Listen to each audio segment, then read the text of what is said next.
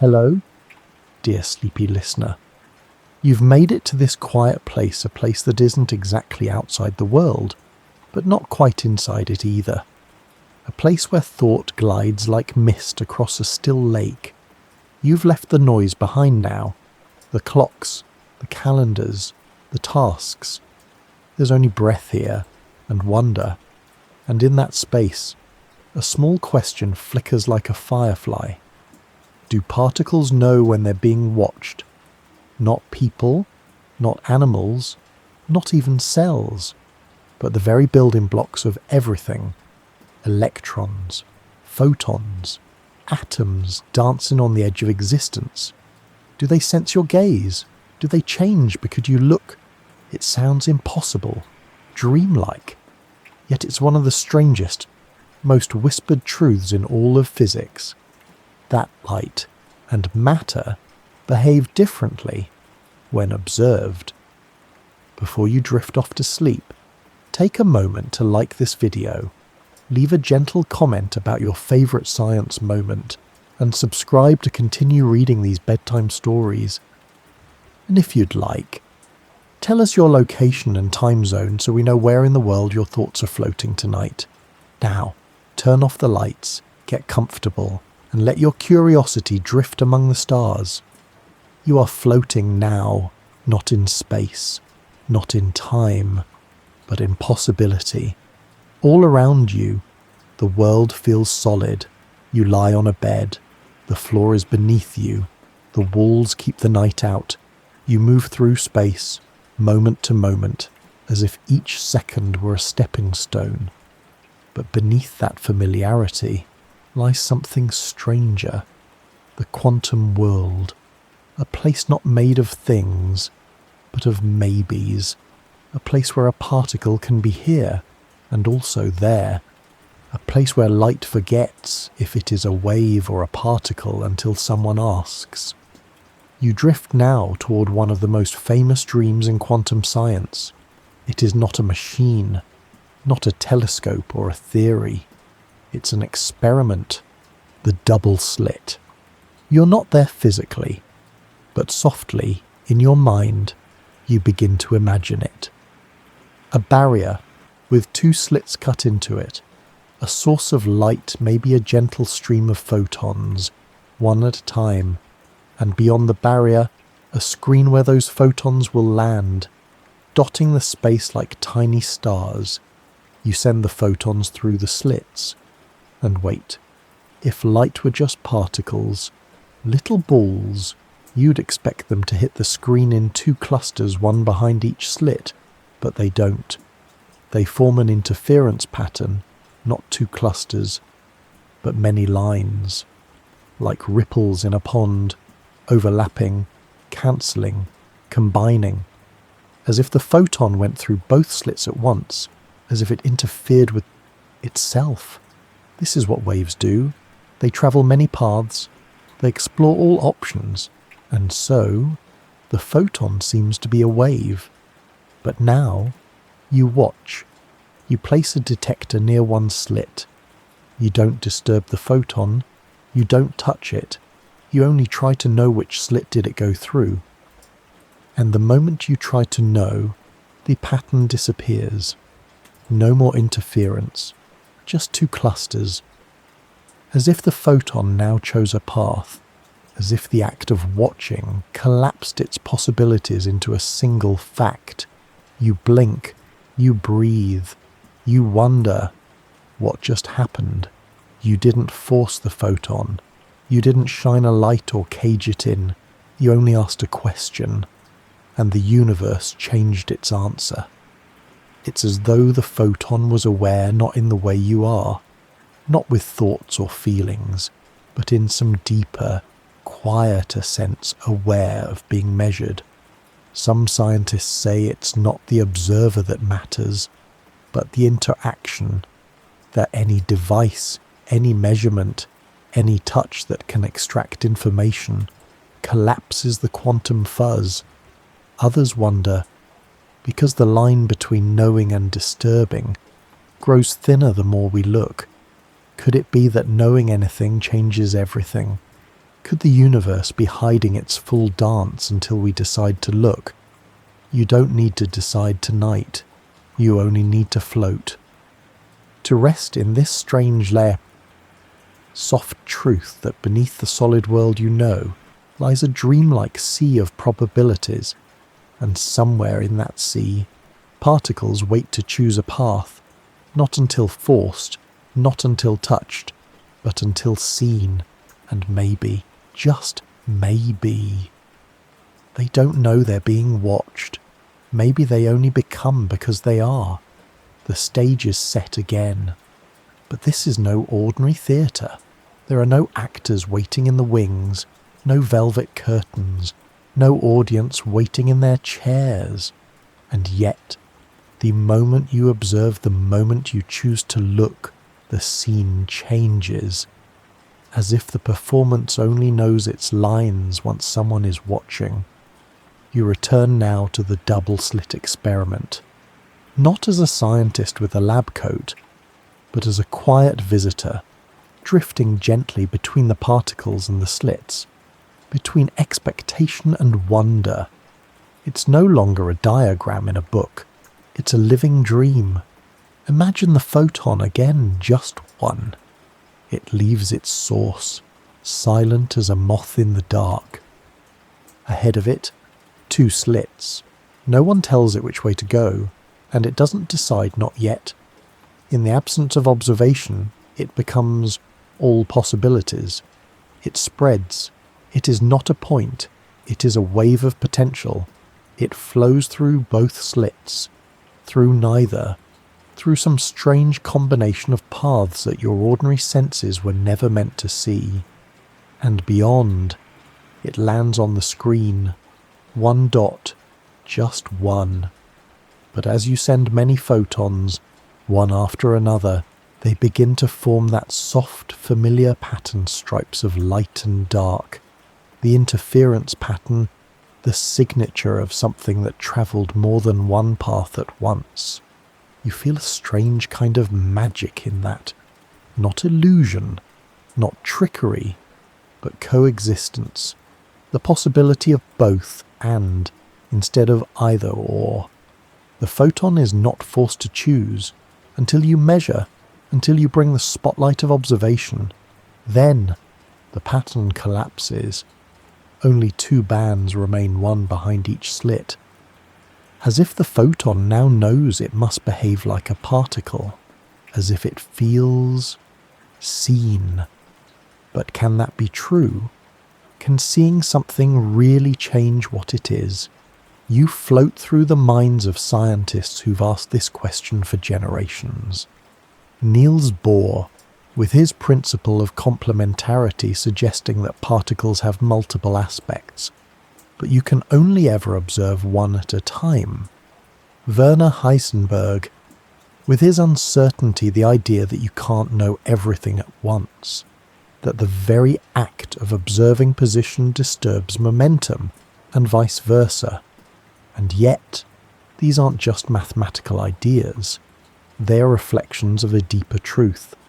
That reality at its smallest, strangest scale doesn't seem to decide what it is, until we ask. You imagine now that each photon is an actor waiting behind a curtain, and the moment the curtain rises, the moment you choose to measure it, picks a role, a wave, a particle, a path, but never both. As if the play cannot be written until the lights go on. Some physicists argue this is not about awareness, not your consciousness, not your eyes. It's about information. If you know which slit the particle went through or could know, the interference disappears. Even if no one ever looks at the data, even if the detector records and deletes, if the information exists, the particle behaves like it's being watched. And that raises a quieter, more unsettling question. Is the universe keeping track, not of who's watching, but of what can be known? Is there a ledger somewhere not in space, but in the rules of reality itself that tallies what's knowable and changes the world accordingly? It's hard to say. You drift now between the two slits, not trying to answer, but simply feeling the weight of mystery. You begin to understand something soft, something strange, that watching isn't just about vision, it's about collapsing a cloud of maybes into a single is. It's about choosing to know and letting that knowing change what's possible. And so you lie there now, a quiet observer wrapped in blankets, thousands of miles from any lab, and yet still part of the grand experiment, because you, too, are made of particles, and your gaze, your curiosity, your gentle wondering changes what is, not because you force it, but because the universe may only reveal itself in the act of being seen. You're not outside the story. You're the light rising on the stage, the curtain lifting, the watcher whose very presence invites reality to speak. And tonight, the quantum stage is yours to drift through, softly, without needing to understand, only to witness. The photon is waiting again, not in a conscious way. It has no mind, no plans, no voice, but in a strange pause that lives at the edge of every moment. You drift with it now, just one photon, a single flicker of light, older than fire, smaller than a dream. You imagine it leaving its source, maybe a laser, maybe a candle flame, maybe the quiet hum of the universe itself, and you begin to wonder, what is it before it arrives? Not what it will be, not what it was, but in between, in motion, in mystery. Physicists call this a superposition, a state where all possible outcomes exist at once, like a shimmering field of what-ifs. The photon doesn't decide. It spreads out. It becomes a probability wave, a soft cloud of where it could be.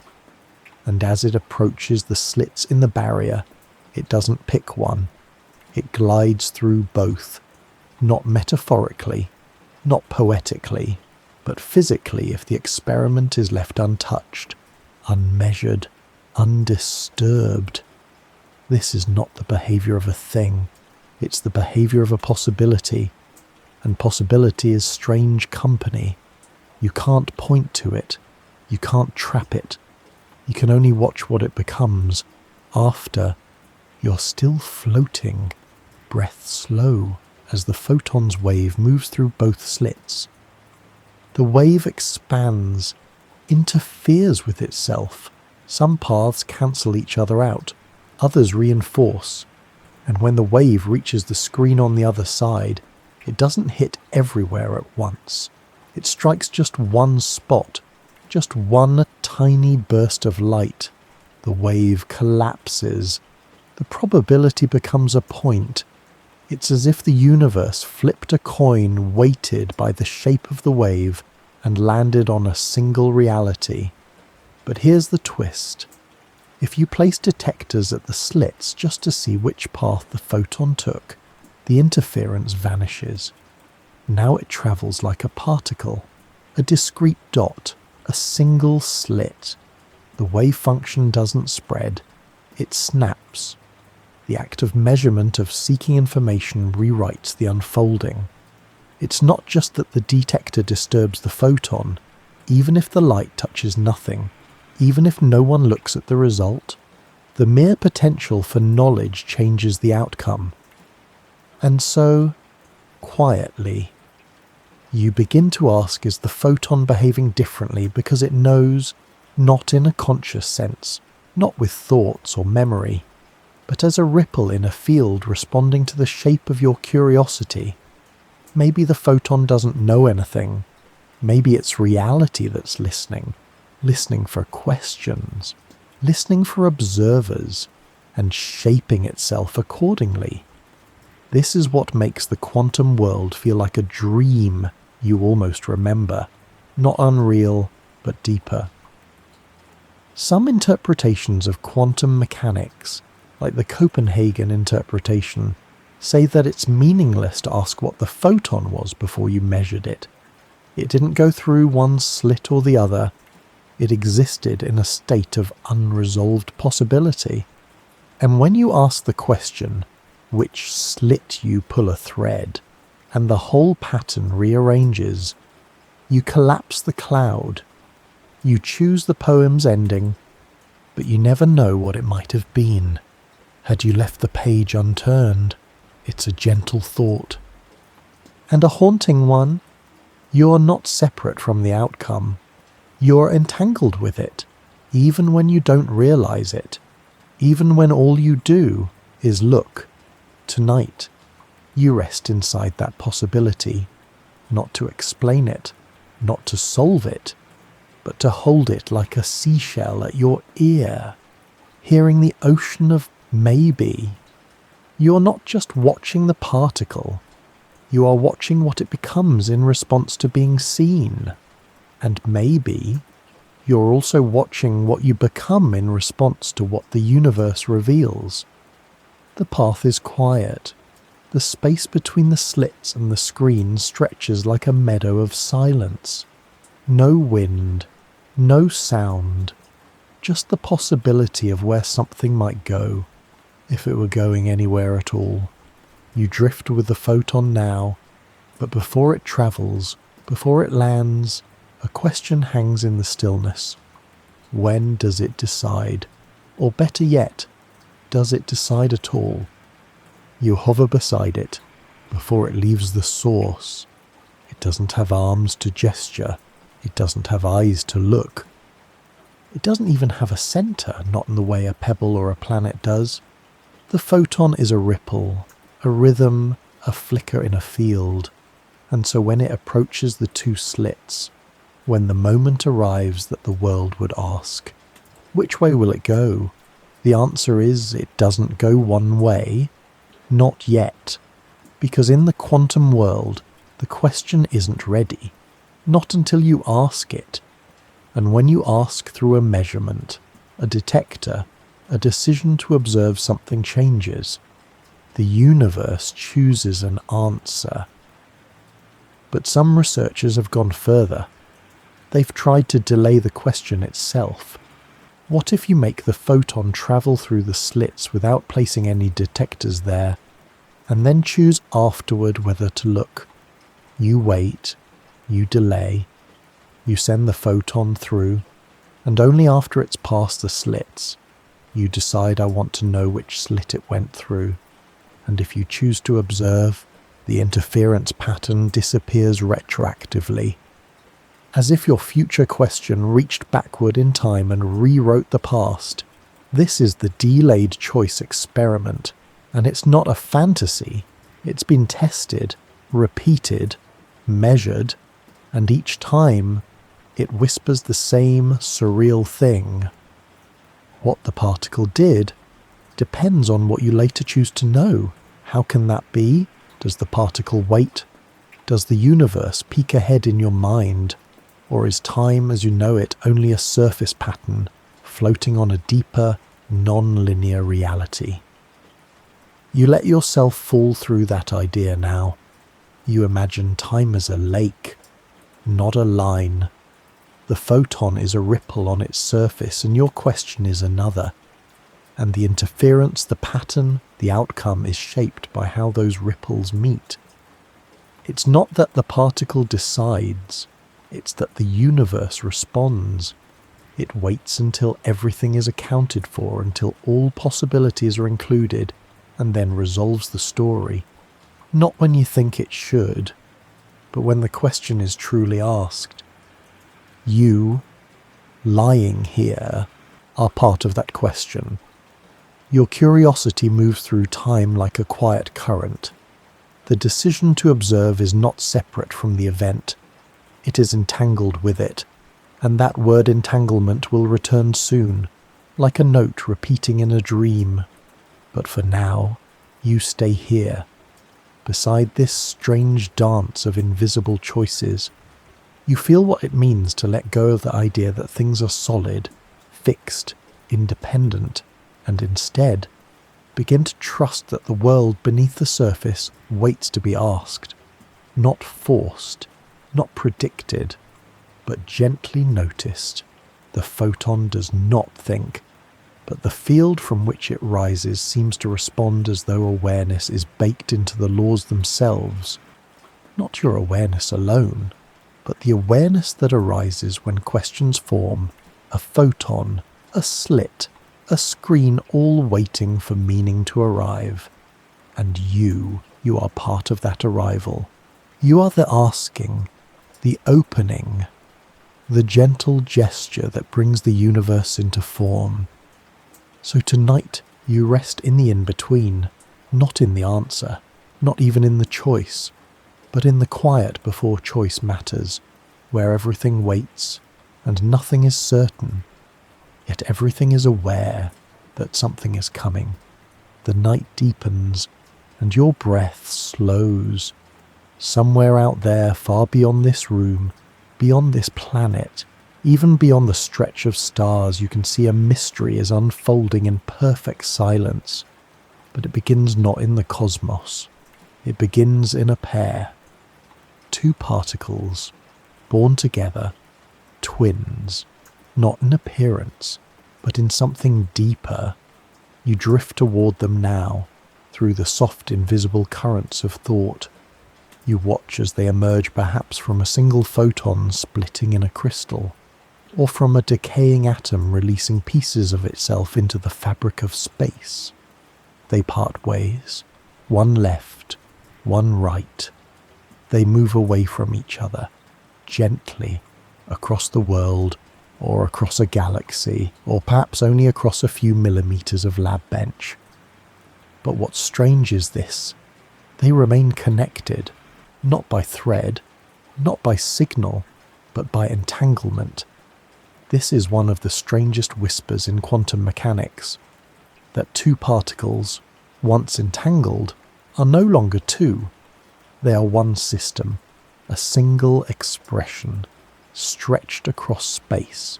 You can measure one here, and the other, there, will know. Not through sound, not through light, not through any signal that moves from point A to point B instantly. As if distance never mattered at all. You lie back and imagine this bond, two particles turning together like dancers who've memorized each other's steps, even if they've never met again. Spin one, and the other spins in reply. Flip one state, and the other, though far away, responds in perfect symmetry. Einstein called it spooky action at a distance, and it troubled him. Because nothing, not even information, is supposed to travel faster than light. But entanglement doesn't send a signal, it simply is. It's not that one particle tells the other what happened, it's that there was never any separation to begin with. What if, beneath the illusion of distance, everything is already joined? What if particles don't communicate across space? Because they were never really in space the way we think. You feel that now a strange closeness to things you cannot see. Your awareness, your mind, your attention. None of them have edges. They extend, they connect, and perhaps, in some deep quantum sense, you're already touching the distant, already entangled with the unknown. Some scientists wonder what this means for reality. If two particles can act as one across space, then where is the boundary of a thing? What defines a self? What defines a moment? You float now through those questions like a swimmer moving through still water, not racing, just feeling. Entanglement is more than physics. It's a pattern, a poem written across space and time, a memory of unity that never faded. And though we can't use it to send messages, not yet, it tells us something. That separateness may be more fragile than it seems. That space might not be the barrier we imagine. And that knowledge or observation changes not just one point, but the entire field. Tonight, you lie still. But perhaps somewhere, something shifts with you, not in a mystical way, but in a deeply physical one. You're not just touching the pillow, the room, the dark. You're touching a web invisible, infinite of connections deeper than matter, older than light, and in some quiet way, it is touching you back. No force, no pull, just a whisper of two particles dancing across the quiet, entangled forever. Close your eyes now, if they aren't already closed. Let your breath settle into its quiet rhythm, and gently imagine yourself standing before a blank canvas, not with a brush, but with your awareness. You do nothing, you don't touch it. You don't paint, you simply watch, and slowly the canvas begins to change. As if your looking alone is enough to bring colour into the void. This is the feeling of quantum measurement, not because it's art exactly, but because it's not nothing to observe. In the quantum world, to observe is to create. You drift again beside the wave function, that beautiful, humming cloud of maybe. It holds all the possible positions, all the potential realities, all the whispers of what might be, left or right, spin up or spin down, particle or wave, everything, until the moment you ask. And in that moment, the wave collapses, not gradually, not halfway, completely. The math doesn't say the particle was there all along and we just found it. It says it wasn't anywhere in particular until the observation. It didn't just reveal its state, it became one. You are floating through that mystery now, the act of observing birthing the very reality it claims to measure. It's not magic. It's not suggestion. It's not thought-controlling matter. It's the rules of quantum mechanics. A system in superposition becomes a fixed outcome when entangled with a measuring device, when interaction occurs that could, in principle, extract information. And still, no one quite knows why. Why should the world behave differently when information is available? Why does potentiality collapse into a single choice simply because something has been asked? Some interpretations, like the many worlds view, suggest that the wave function never collapses at all. Instead, all possibilities unfold but in separate, branching realities. In one, the photon went left, in another, it went right, and your observation is simply the point where you follow one thread instead of another. Other physicists believe the collapse is real, but that it doesn't need consciousness to trigger it. The interaction itself, the entanglement with the environment, is enough. But even this idea leaves a silence hanging in the air, because somehow this tiny shift from unobserved to observed is enough to rearrange the universe. You're not the cause, but you are the condition. Your asking is not violence, it is invitation. You don't force reality into form, you invite it to show a face, and that is an act of creation, soft, curious, necessary. You think of all the other ways you've done this in life, when you listen to someone not with answers, but with openness, and they unfolded in ways they hadn't before. When you watched a sunrise saying nothing, and suddenly it became more than light. When you turned your awareness toward a single breath, and for a moment, that breath became the whole world. Observation creates meaning, and perhaps, at the quantum level, it creates being. You don't have to decide what that means tonight. You don't have to solve the paradox. You only have to rest in the strange softness of the idea that the universe is not a fixed thing, sitting still behind glass. It is something that responds, that unfolds, that shifts when called. And in this bed, in this quiet, you're not just a sleeper. You're a silent participant in creation, not by doing, but by being. by watching, by letting what was uncertain become real, just by letting it pass through your gaze. The stars are not different because you see them, but perhaps, deep down, they are. You rest now in a stillness so complete that even your thoughts begin to slow, to soften, to slip into the spaces between words. And from within that stillness, a quiet truth begins to glow in the quantum world. The unmeasured is not merely unknown, it is undefined. You've drifted far beyond classical certainty now. No more tiny billiard balls bouncing through space. No more clockwork particles tracing neat, predictable lines.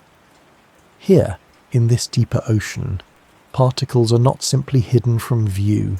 They are not there yet, not in the way you're used to. You float alongside an electron now, or rather, the idea of an electron. It does not sit at a point. It does not wear a label. It exists as a probability cloud, a shimmering fog of possibility. You cannot say where it is, only where it might be. And when you choose to look to measure the cloud collapses, the electron takes a place, a spin, a state. But before that moment, it's not hiding something from you. It simply hasn't become. It is in a liminal state, not indecisive, but undefined. And that is difficult to accept. You, who live in a world of nouns and facts, are used to things being somewhere. You're used to doors being open or closed, to the moon being in the sky, whether or not you glance up to see it. But here, on this softer plane, existence bends, and you begin to wonder, is reality itself unfinished until someone chooses to know it? Not someone special, not necessarily you, but something, anything, that reaches out and says, "Tell me." Only then does the system settle into a fact. Before that, it is only potential. This is not a trick of language. It is woven into the math. The wave function describes the system as a whole, not as a list of what is, but as a map of what could be. And without measurement, it remains in superposition, not a thing, but a set of maybes. You breathe that in now, the quiet truth that not everything exists in the way you think, that there are things that are real but not yet defined. They are not out there waiting. They are waiting to be defined by the question. You think now of all the things in your own life that lived in that same soft realm, unspoken feelings, unopened doors, unrealized dreams. Were they nothing? Or were they quantum-like, living in the fog of unmeasured time, not yet collapsed into being? You may never know, but tonight you feel the beauty of it, that the unmeasured is not failure, it is freedom. The freedom of the electron to not be anywhere until it is asked to be somewhere. The freedom of the universe to hold infinite shapes before choosing one.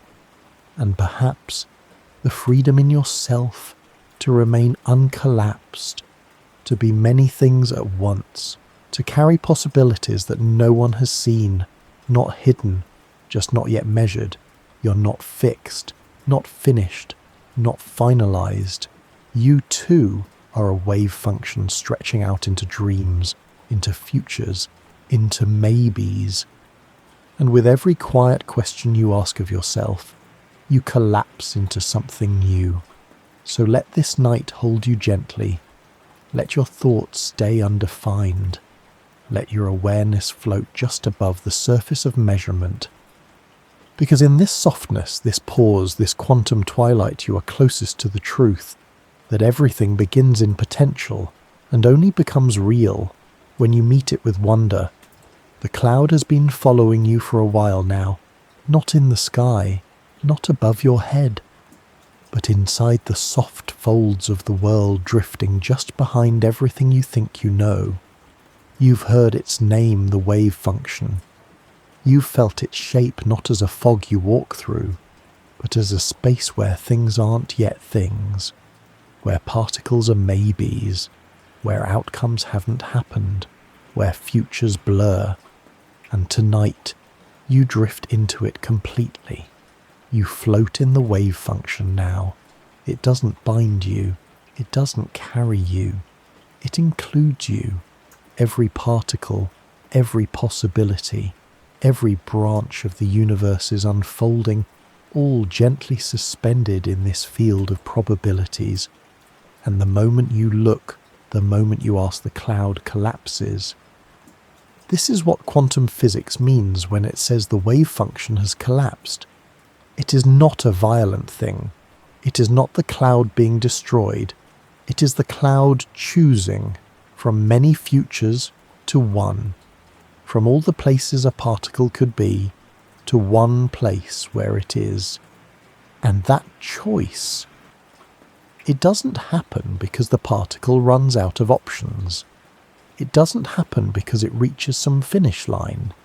It happens when something is measured, when the system is observed, when possibility touches experience. Then and only then the wave function collapses.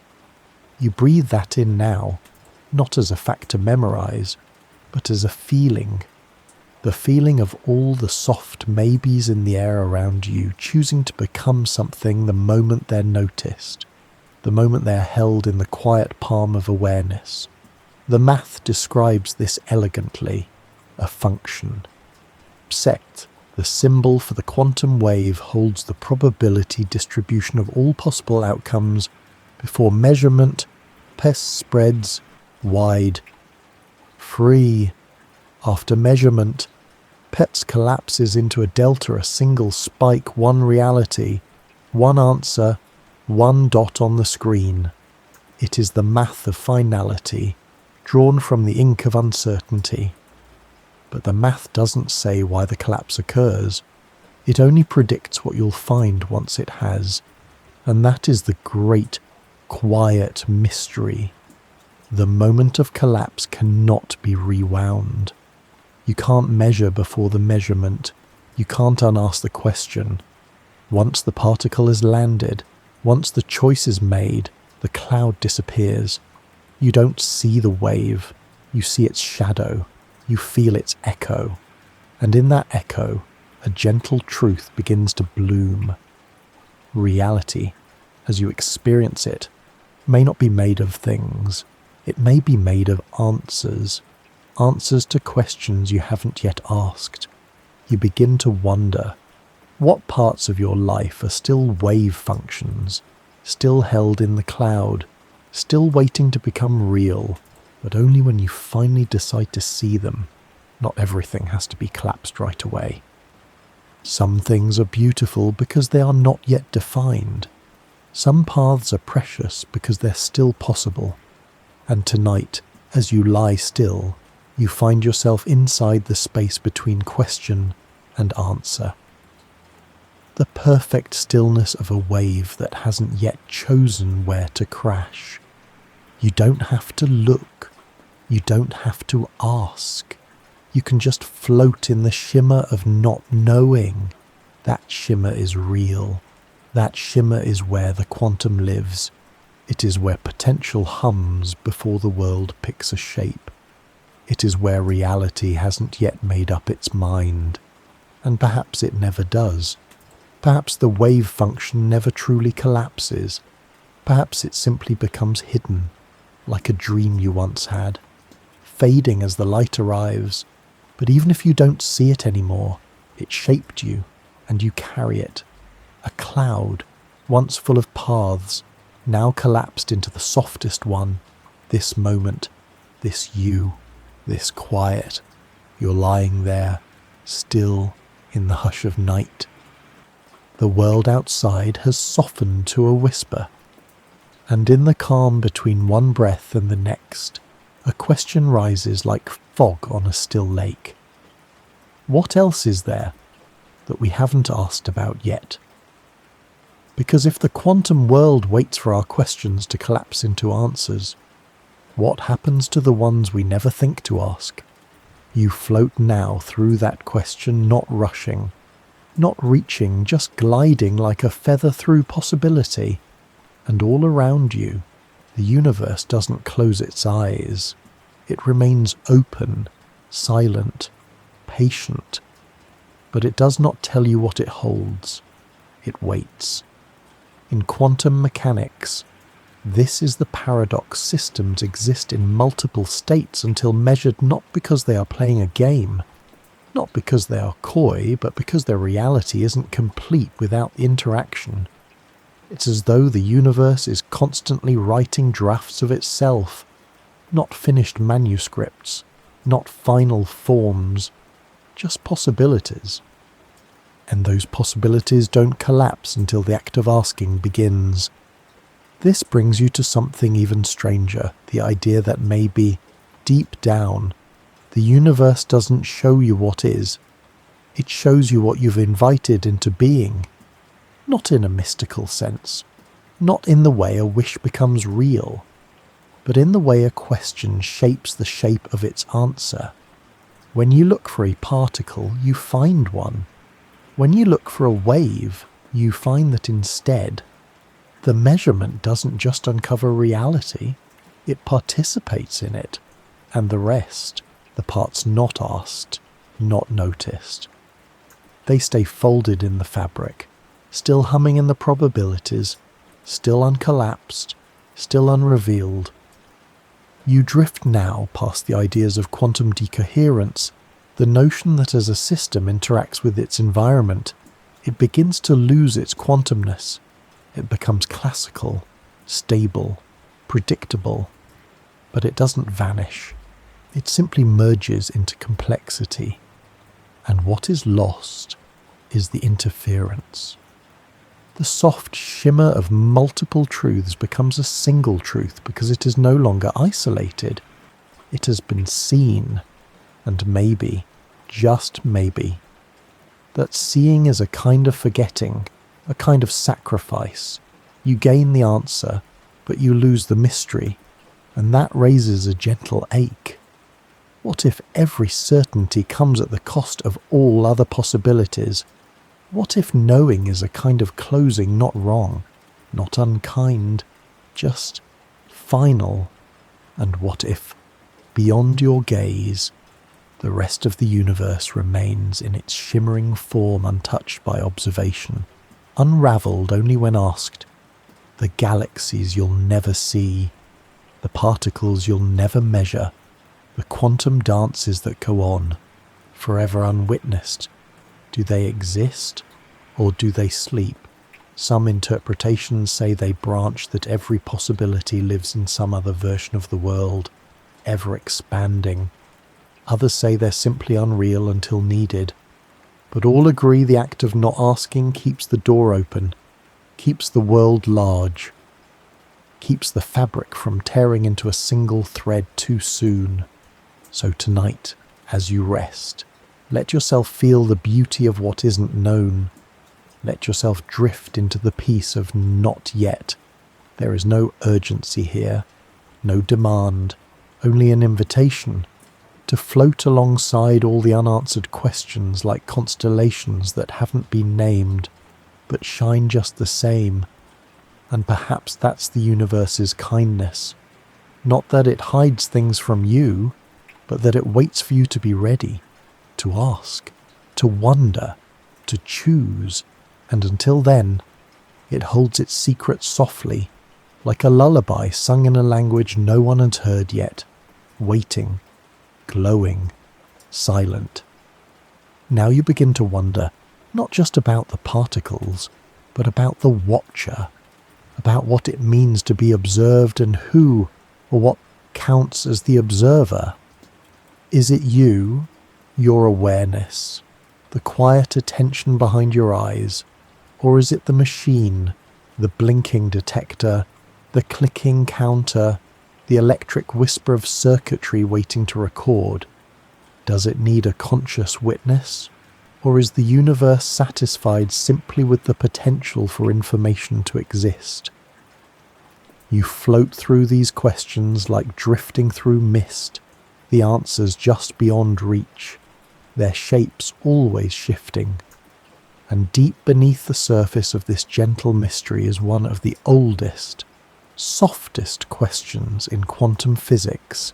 Is consciousness required? You drift now into the early 20th century, where minds like von Neumann and Wigner dared to suggest something extraordinary, that the collapse of the wave function might depend not just on measurement, but on mind. That the act of conscious observation, not just any mechanical recording, is what finalizes reality. That until a mind sees it, the world remains unresolved. This idea sparkled and disturbed, because it placed awareness at the heart of the cosmos. It suggested you weren't just a spectator, you were a co-creator. But many physicists recoiled. They preferred the machinery of the world to remain independent, self-contained, self-operating, not waiting for a human glance. And so, others proposed something simpler, that a detector is enough. That collapse occurs not at the level of mind, but at the level of interaction. If a photon is intercepted by a sensor, even one that no one reads, its wave function collapses.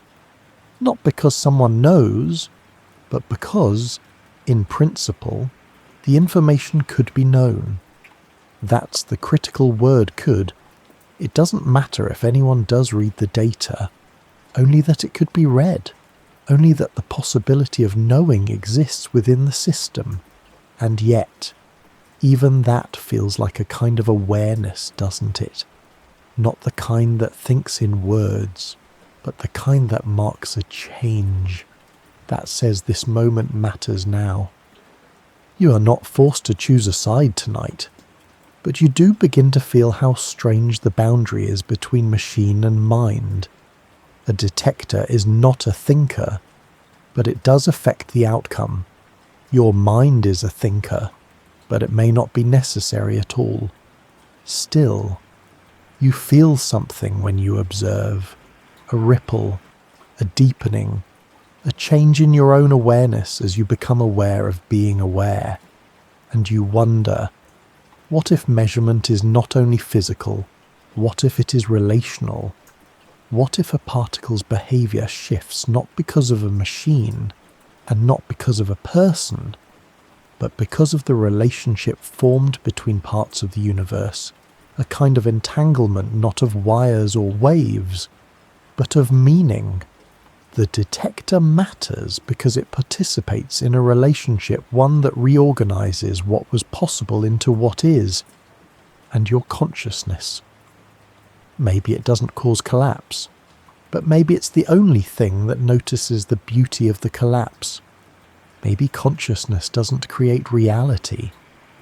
Maybe it receives it, like a mirror held gently toward the night, reflecting, remembering, feeling. You're not a switch. You're not a button that makes reality blink into place. But perhaps you are a cup, and the universe pours itself into you, particle by particle, dream by dream, until your awareness becomes the quiet record of everything that could have been and the soft witness of what finally is. You're walking through a room that isn't quite a room. The walls are made of thought, the floor is made of paradox, and in the centre, on a quiet table, rests a box. Simple, still, closed. But the moment you see it, your mind stirs, because you know what lives perhaps inside. A cat. And not just any cat. Schrödinger's cat. This is not a pet. It is a question disguised as a feline. A gentle puzzle wearing whiskers and silence. You walk slowly around the box. You don't touch it. You don't speak. You only listen to what it means.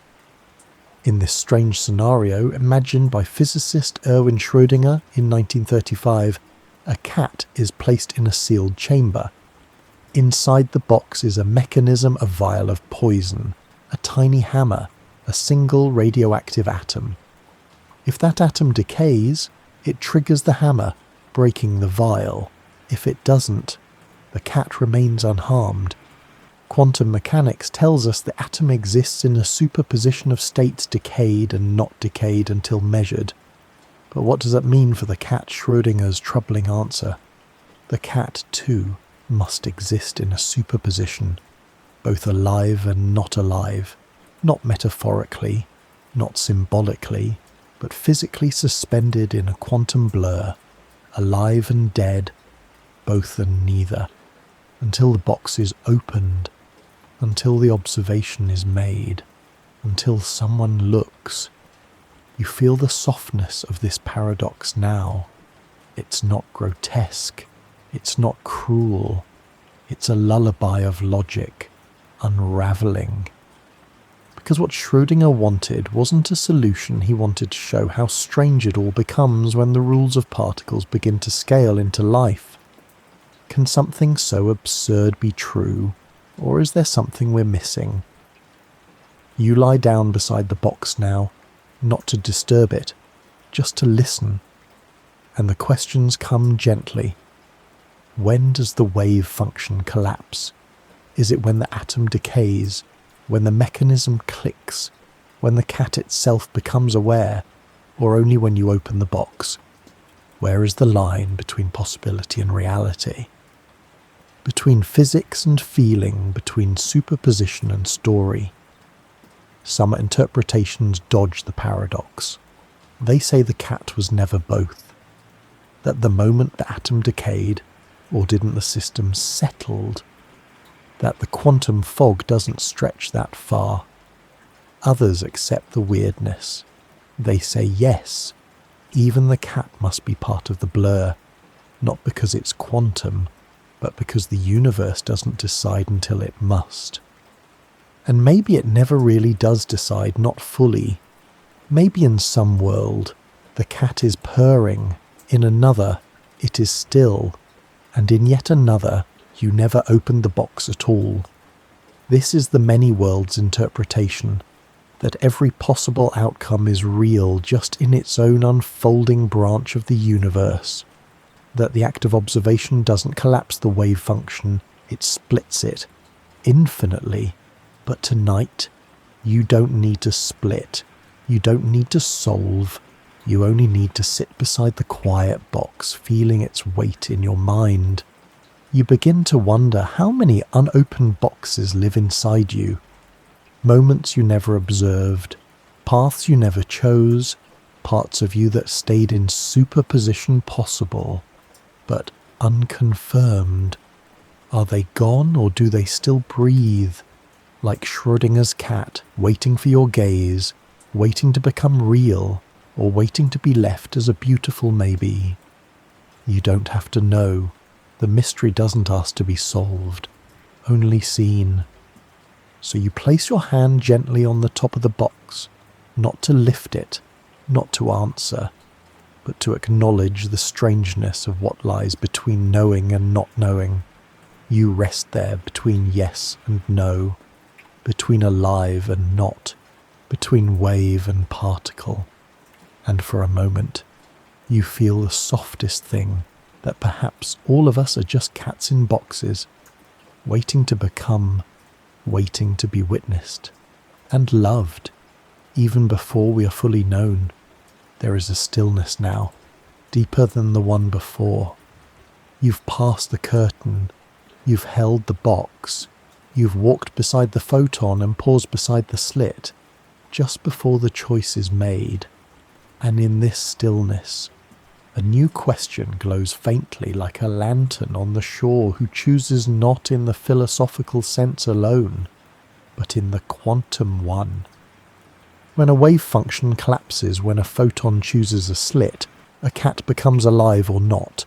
A particle takes its place on a screen. What decides you, the observer, the detector, or something else entirely?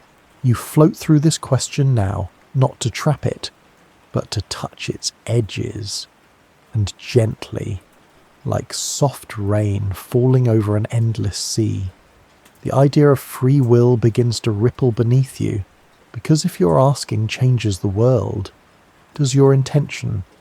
If you choose to measure spin left or spin right, does your choice shape the outcome? Or is your choice itself already shaped, already measured by forces deeper than you can reach? This leads to a tender place in quantum theory, the tension between randomness and responsibility. Some experiments like Bell's theorem and its many tests suggest that quantum outcomes are not determined by any hidden variables, that nothing is secretly deciding behind the scenes. The results, it seems, are random. And yet, they are correlated in ways that defy classical logic, as if the randomness isn't wild, but entangled. Still, randomness isn't choice, and choice isn't randomness. And somewhere in between, you begin to wonder when a measurement is made, and a particle takes a form. Does the universe simply roll dice? Or are you choosing something not with your conscious mind, but with something quieter, more subtle, your attention, your curiosity, your participation? You drift now into a variation of the double-slit experiment, one where the observer gets to choose whether to place a detector after the photon has passed the slits, and still, the interference pattern vanishes or remains according to that choice, as if the future decision changes the past behavior, as if your choice is not a separate event but an entangled part of the system's unfolding. This is the essence of the delayed choice experiment. It doesn't say you control the outcome. It says that choice itself may be part of the web, and that web includes you. You begin to feel how strange it is to be both observer and observed, to be the one watching the pattern change, and the one causing it to change, all without knowing how. Is your will truly free, or is it just one more variable, woven into the wave function, collapsing in perfect synchrony with the rest? You think now of all the choices you've made, small ones, quiet ones, which way to turn, when to speak, what to remember, what to forget. Were they free, or were they entangled threads, drawn tight by the weave of everything that came before tonight? You don't need to decide, because perhaps the freedom isn't in choosing the outcome. Perhaps the freedom is in the awareness that you are choosing at all, the quiet light of knowing I am here, I am participating, I am touching the shape of what becomes. Even if the outcome is not yours to control, the presence of your attention matters. It is part of the dance, part of the collapse, part of the turning of the wave into the world. So you lie still now, breathing slowly, feeling your own presence like a warm hand in a darkened room. You may not know what will happen next, but you know you're here, and that's enough. You are the watcher, the dreamer, the gentle question asking itself through matter, and in your quiet asking, the universe becomes. You're drifting now, softly, through a place where time forgets how to walk in a straight line. Here, the present isn't fixed, the past isn't frozen, and the future gently brushes its hand against both. You thought cause came before effect, that the world moved like a river, always downstream. But in this quiet chamber of quantum strangeness, a new kind of rhythm plays, one where observation doesn't just shape what will be, it seems to echo back and shape what was. You've arrived at the delayed choice quantum eraser experiment, and like everything in this realm, it begins with light. You imagine a photon, again gentle, silent, moving toward a pair of slits. But this time, something is different. When the photon passes through, it is entangled with a partner, not identical, but linked. Their states are connected not by proximity, but by relationship. One photon continues on toward a screen where its position is recorded. The other photon, its entangled twin, is sent along a more winding path toward a set of detectors. Now, here's the strange part. Whether the photon that hit the screen shows an interference pattern depends on what happens to its twin. But you decide after the first photon has already landed. The choice of whether to preserve or erase the witch path information is made after the detection, and yet the earlier photon behaves as if it knew what you would do. If you preserve the witch path info, the interference disappears. If you erase it even randomly, the interference returns. But how can the present choice ripple backward? How can something you haven't yet done affect something that's already occurred? It sounds like science fiction, but it's not. It's been tested, over and over, and always. The particles whisper the same impossible song, what you know determines what was. But maybe it's not quite time travel. Maybe the photon didn't change its past. Maybe its past was never fully written until the system was complete, until all the conditions of knowing were gathered. The past isn't rewritten, it's finalized. In quantum mechanics, reality doesn't always reveal itself in pieces. It emerges all at once, only when the whole story is told, and sometimes the last word is spoken at the very end, echoing backward to harmonize with what came before. You lie still now, watching that story unfold, not linearly, but all at once, a photon, a partner, a pattern, suspended in a dance of if and when and maybe. It's a little like memory. Have you ever remembered something only to reinterpret it years later? And in doing so, you didn't just change the meaning, you changed the memory itself, the way it lives in your body, the way it colours your past. Is that so different from what the photon does? Choosing a shape not at the moment of impact, but at the moment the full web is known. You float in that idea now that maybe time isn't a line.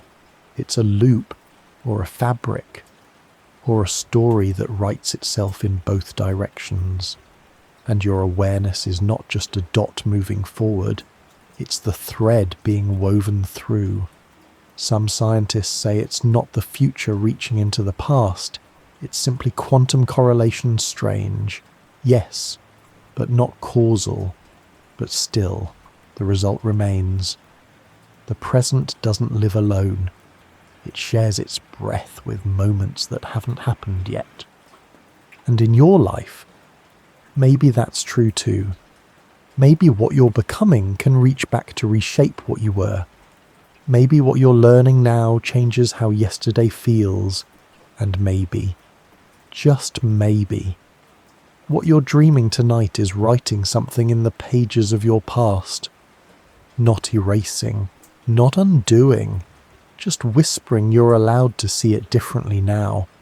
And that changes everything. So let the past drift with you, not as a weight, but as a partner, still entangled, still listening, still being shaped by the quiet light of your gaze. Time begins to dissolve now, not violently, not like a shattered clock, but softly, like a fog rolling in across a memory. You're no longer travelling forward, you're floating within time, within light, within the strange weave where past and future lose their edges, and something more delicate emerges, a pattern. You follow a photon again, not with your eyes, but with your breath. You feel its soft presence moving through space, effortless, untethered. But something is different this time. It doesn't just move from point A to point B, it seems to trace a loop. You see it curve not in space, but in meaning, connecting a moment that has passed with one that has not yet begun. In the world you know, photons move fast. unthinkably fast. They are the fastest thing in the known universe, light itself. But in the mathematics of quantum theory, speed is only one kind of time. And in the quantum realm, a photon doesn't just arrive, it explores. Not just where it can go, but when. Physicists describe this in the path integral formulation, where particles don't choose a single path through space-time. Instead, they sample all paths, every route, every possibility, even paths that loop backward through time. They aren't real in the classical sense, you don't see them unfold with your eyes, but they contribute to probability, to amplitude, to the weight of the final outcome. You drift into that now a reality where the photon knows not just where it could go, but when it might arrive, and those whens are not always forward. You begin to wonder, what if light doesn't just carry information? What if it shapes the very structure of time?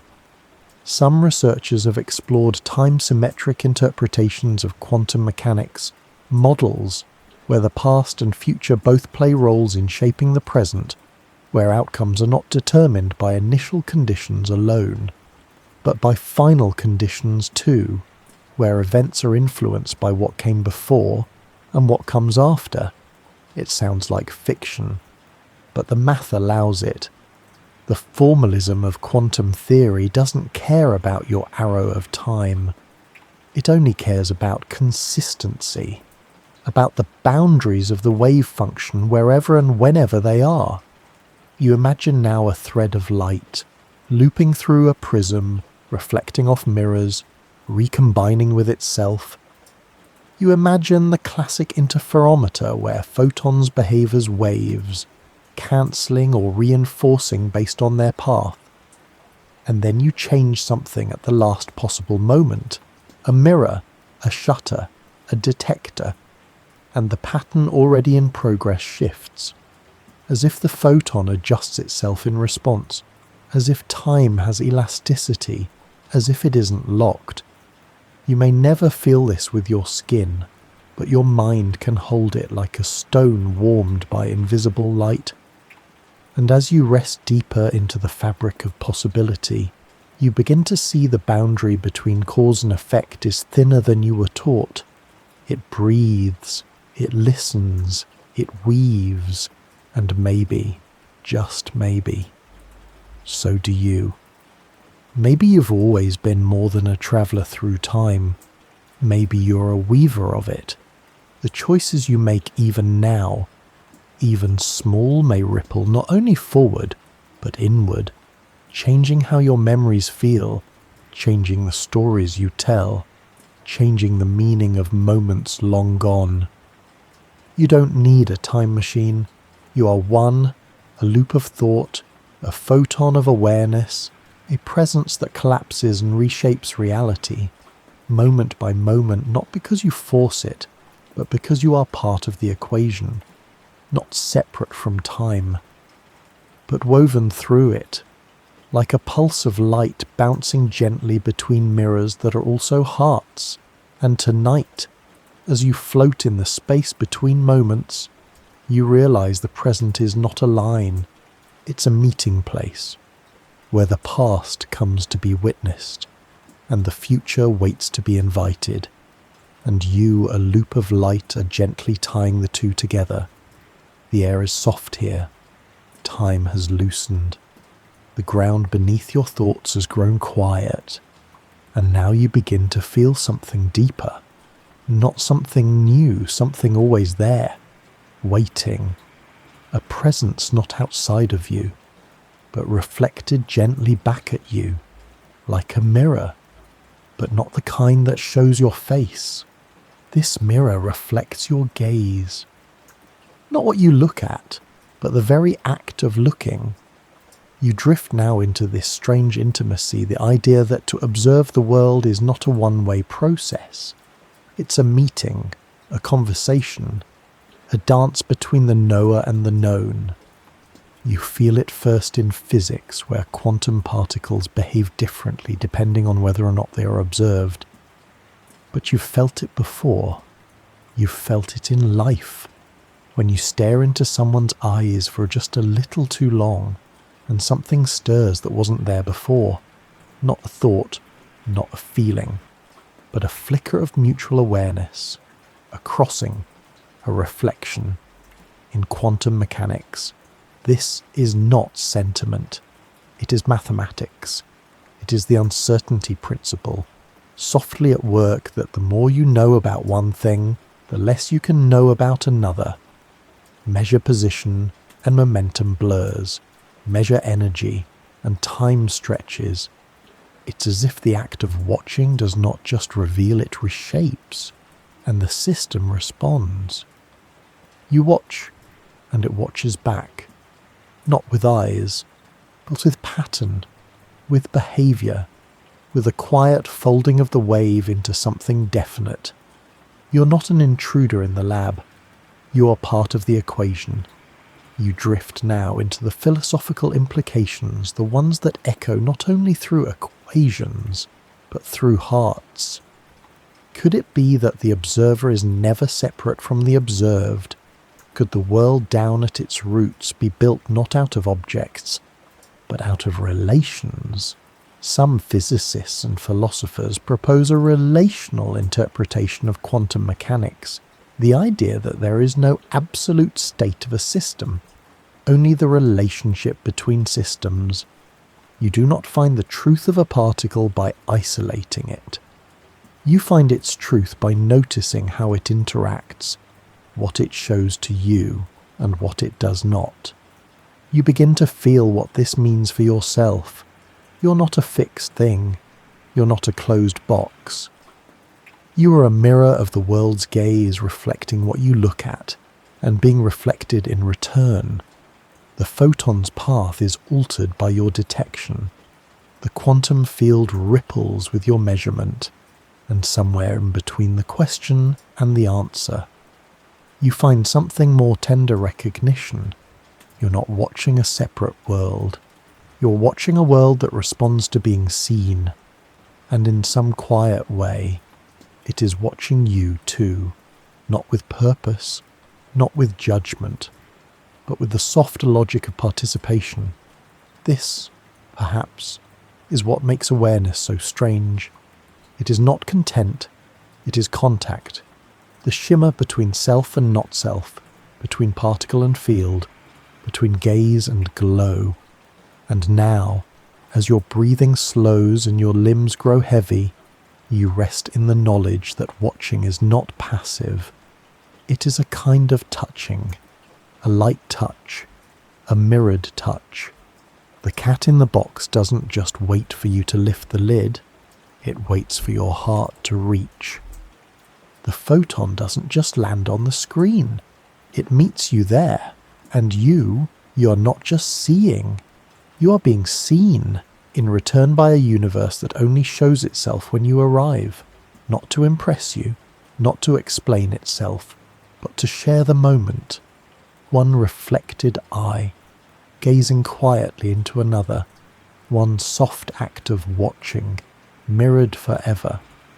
The air around you feels even lighter now, as if the atoms themselves are stepping gently, trying not to disturb the stillness. And in that stillness, you begin to sense something uncanny, that once a particle has been watched, it remembers, not in the way you remember a dream, or a melody, or the smell of the sea, but in the way the grass remembers the weight of your footsteps. Long after you've passed, you drift now into the idea of quantum memory not as a notebook hidden inside particles, but as a kind of trace, a signature, a subtle mark that something was observed, and that mark changes what comes next. You imagine a series of electrons, tiny, wandering, wave-like forms passing through a set of slits and creating an interference pattern, as they should, as you've come to expect. But now, you place a detector nearby, just to watch, just to gather information. You don't touch the electrons, you don't alter their energy, you simply track them, and the interference pattern disappears. Not because the electrons are being disturbed, but because they're being followed. And if you erase the information afterward, delete the data, scramble the record, the interference returns, as if the particle knows whether it's truly being measured or if the knowledge is lost to the void, and it behaves accordingly, somehow, in ways you can't quite grasp. The particle acts based on whether it is knowable, not whether someone knows, but whether someone could. This is the essence of the quantum eraser, not just the collapse of the wave function, but the memory of its collapse. You drift deeper now, past the screen, into the particle's invisible world, and you begin to ask the softer question, is information ever truly gone? In classical physics, it can be, but in quantum theory, many believe that information is conserved, that no interaction, no entanglement, no observation, no whisper of collapse ever truly disappears. It becomes part of the system. It echoes, quietly, through correlations, through structure, through what is still possible, and what no longer is. The particle carries the memory not as content, but as context, a shift in behavior, a change in potential. You might say, but it's not memory. And perhaps you're right, it's not conscious, not narrative, but it is history, written not in time, but in form. And when you think of it this way, you begin to see everything differently, not just particles, but people.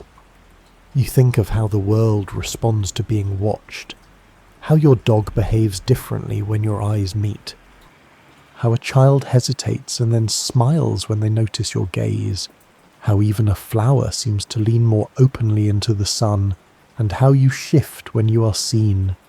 Something opens or contracts. Awareness is never passive, even in nature, even in atoms. The observer, the observed, and the act of observing are all woven into one equation. So when you ask whether a particle remembers being seen, the answer might be no, and yet its behavior changes, because the system is no longer the same. The wave is no longer spread. The path is no longer blurred. The options are no longer equal. Somehow, something knows. And tonight, as you lie here, wrapped in quiet, that idea wraps around you too.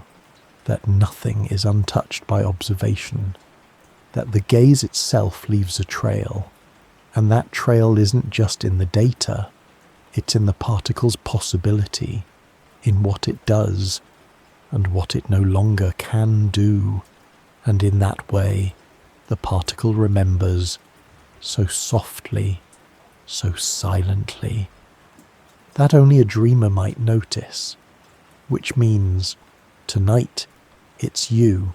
You are the dreamer, the observer, the quiet presence that brings things into form not by force, but by care.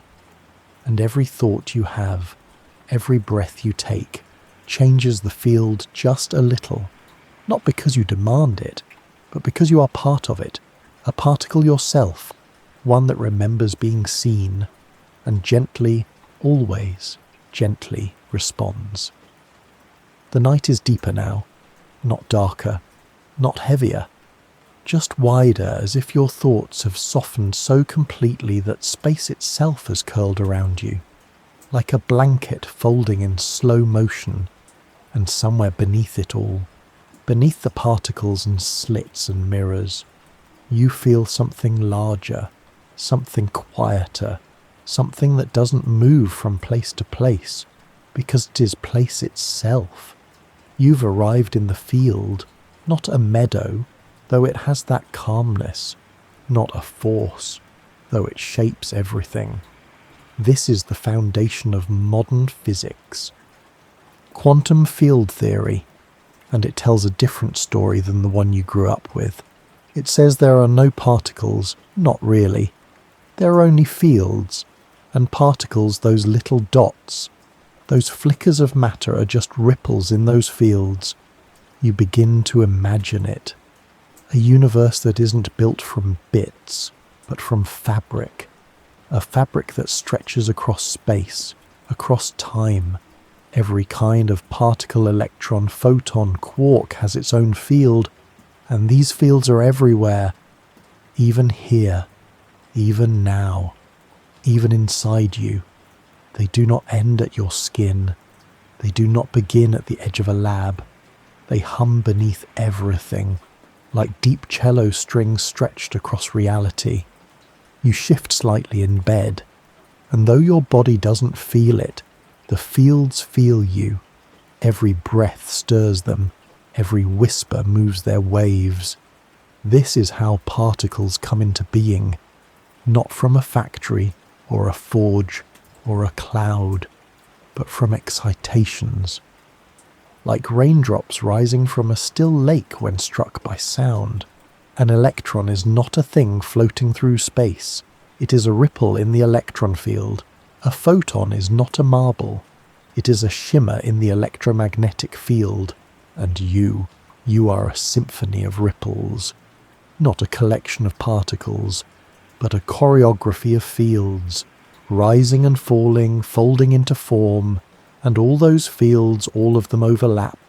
They don't stay in lanes. They intertwine. They talk. And in their conversation, the world takes shape. This idea is not a metaphor. It's the leading description of physical reality. It's how we explain the Higgs boson, the interactions of light, the emergence of mass. And though it is built from mathematics far too vast to dream about here, its poetry is plain. You're not made of particles. You're made from ripples in something deeper, and those ripples are not blind. They're not random. They obey symmetries. They follow laws. They remember structure. And in those laws, a strange kind of awareness seems to live. Not consciousness, not thought, but awareness in the way a mirror is aware of light, the way a field is aware of its ripple, the way the whole is aware of its momentary shape.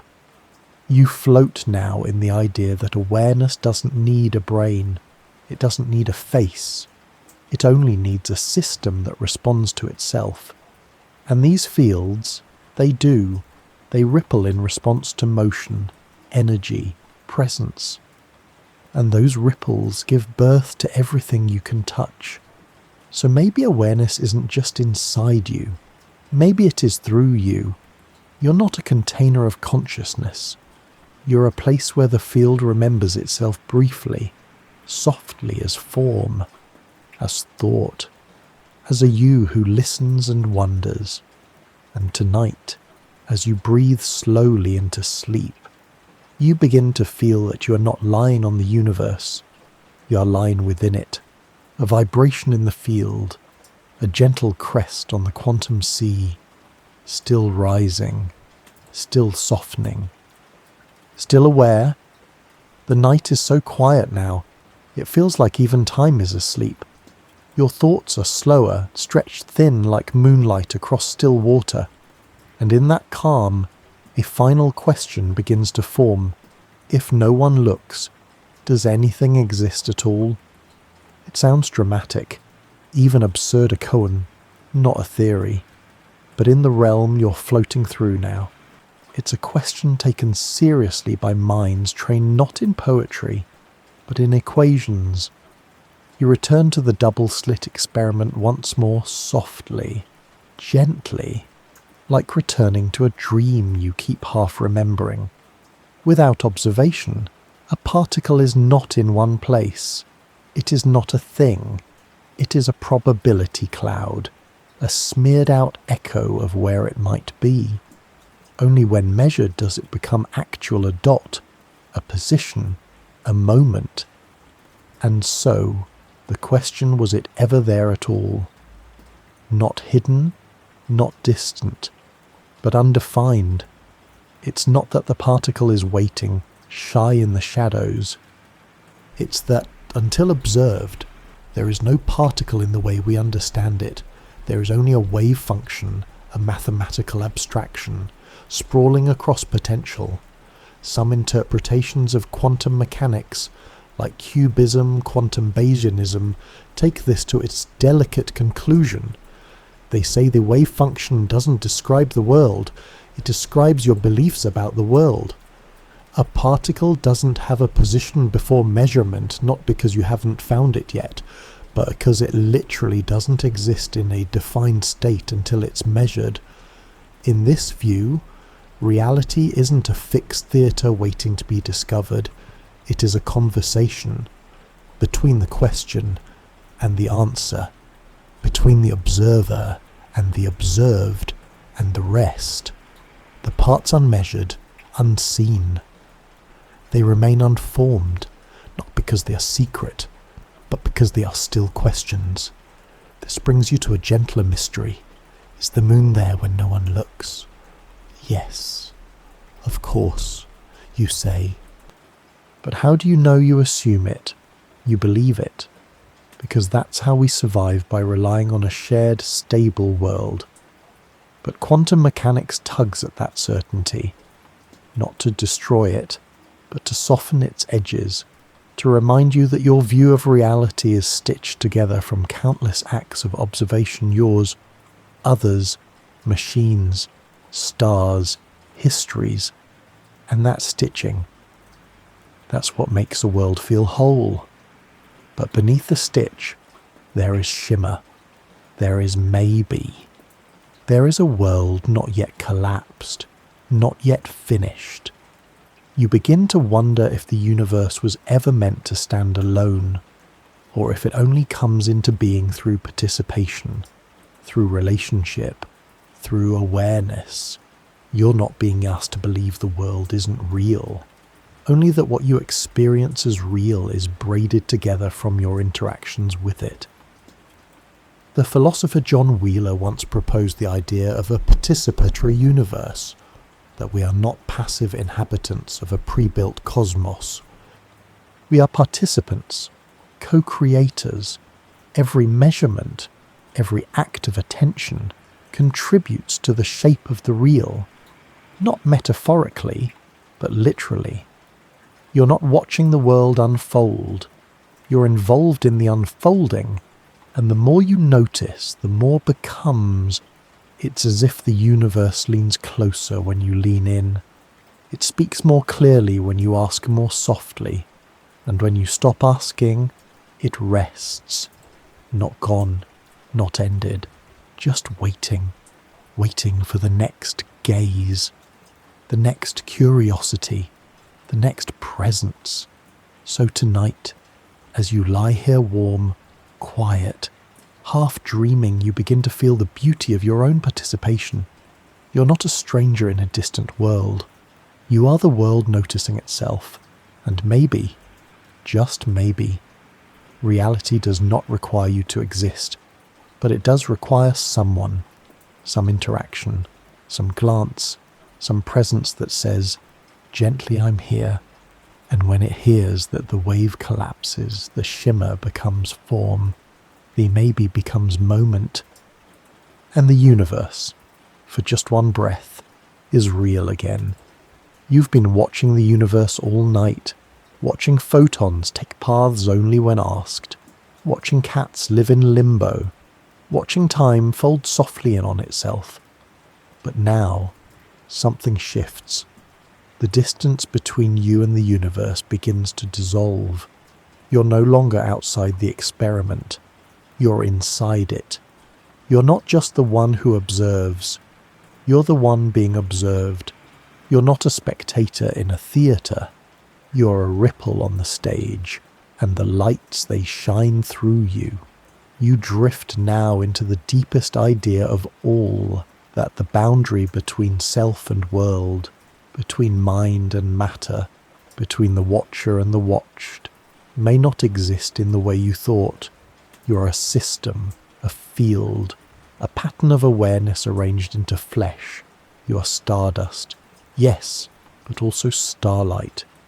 You are the glow that once streamed from ancient suns, now slowed, cooled, and dreaming in the quiet of your chest. The photons you see by were born in stars, but so were the atoms in your skin. You're not simply surrounded by the cosmos. You are the cosmos, a part of it that woke up, a part of it that looks back. And in this dream-soft moment, you begin to sense what that means. As in you observe the world when you collapse the wave, when you form the moment you're not standing apart from it. You are the universe knowing itself. Again, the particle is not something foreign, something out there. It is your cousin, your echo, your reflection, rippling from the same field. You breathe slowly, and with every breath, you imagine the universe breathing back, not as a presence, but as a mirror. And when you look into that mirror not with eyes, but with awareness, something shines through light. The same light the particle carries, the same light you carry. It is no longer possible to say who is watching whom.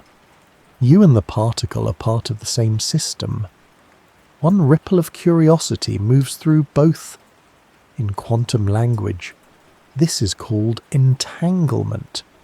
But tonight, it feels more like tenderness, a belonging that does not depend on location, a connection that doesn't need explanation. You are not observing the experiment. You're the experiment. The particle dances because you are watching, and you're watching because something deep within you wants to see, not out of fear or hunger or survival, but because seeing is what you are. Not just the act of watching, but the possibility of anything being seen at all. You drift through this now, not as an idea, but as a quiet awareness that your attention, your presence, your gentle I am, is the softest kind of light, and that light touches everything, every measurement, every moment, every ripple in the quantum sea. You don't need to understand how. You don't need to solve the paradox. You only need to be, to let your presence continue to ripple gently.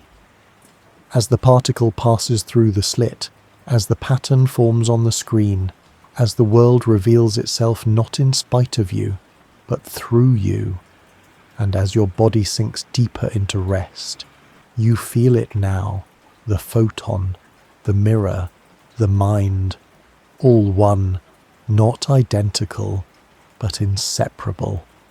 You're not the outsider asking questions. You're the field learning to listen to itself, a flash of light, aware that it is glowing, and that is enough. You've floated long through the quiet questions. You've watched particles choose when to appear, simply because someone asked. You've sat beside a cat in a box that lives in a blur between breath and silence. You've felt time curve gently back toward itself, as photons adjusted their paths to fit your future choices. And now, finally, you're no longer drifting toward the mystery. You're within it, and you begin to feel that the deepest wonder of all isn't in the particle. It's in the watching itself, not what is seen. But that there is seeing at all, you don't need to ask whether particles know they're being watched, because the particle, the detector, the observer, the question, they are not separate. They are one act, one gesture of reality touching itself. You lie there, quiet and still, and for the first time all night, you stop asking, not because you've found the answer, but because you've become the answer. You are the opening of the eyes, not just yours, but the universe's. What if, long ago, there were only fields, still, silent, expanding, waiting? And what if, slowly, Delicately, those fields began to ripple. Particles formed, atoms gathered, stars ignited, planets cooled, life stirred.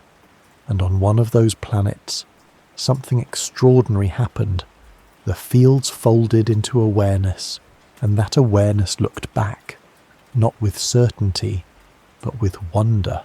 You, your gaze, your dream. Your question whispered into the cosmos like a breeze through trees made of light. This is the heart of the idea, that maybe the universe didn't begin as consciousness, but it was always heading there, always building toward it, and now, through you, through everyone who wonders, it has opened its eyes, just a little, just enough, to see itself, not as a mirror, not as a name, but as a gentle knowing I am here, and now, you are here, not to measure, not to define, just to float in that awareness, to rest in the hush that follows the question, to listen to the silence between particles and feel the glow of possibility still unfolding in your chest.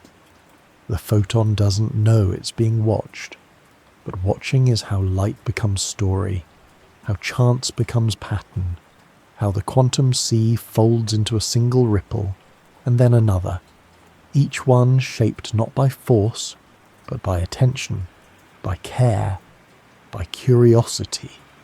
That means you are not small. Not a flicker in a machine too large to notice. You are the noticing, the breath of the universe folding inward, not separate from the field, but a moment of the field becoming aware of itself. And as sleep draws closer, as your thoughts slow to almost still, you begin to feel that your role is not to solve the mystery, it is to become part of it. You, dear listener, are not watching reality. You are reality, watching. And the more gently you watch, the more kindly, the more curiously, the more gently the world seems to unfold. No pressure, no test, only light, finding itself in the act of being seen. So now, as the final wave passes, let yourself rest fully. Let the particles drift into shadow. Let the questions dissolve like stardust on your tongue. You don't have to look anymore. You can sleep. The universe has been seen, and through your quiet gaze, it remembers that it is awake. And now, dear listener, let the story fade. The room around you has grown soft and distant. You've travelled far not through space, but through possibility. You've walked beside photons, through slits, into superpositions and silent fields. And you've come home, not to answers, but to presence, to the hush before knowing, to the peace that comes when asking becomes enough. So close your eyes completely now. Let the ripple settle. Let the wave collapse gently into rest. And let the awareness you carry return to stillness, not because it is gone, but because it no longer needs to reach. You are safe. You are vast. You are light remembered. And in this moment, you are held in the quietest arms of the universe itself, still glowing, still drifting, still loved,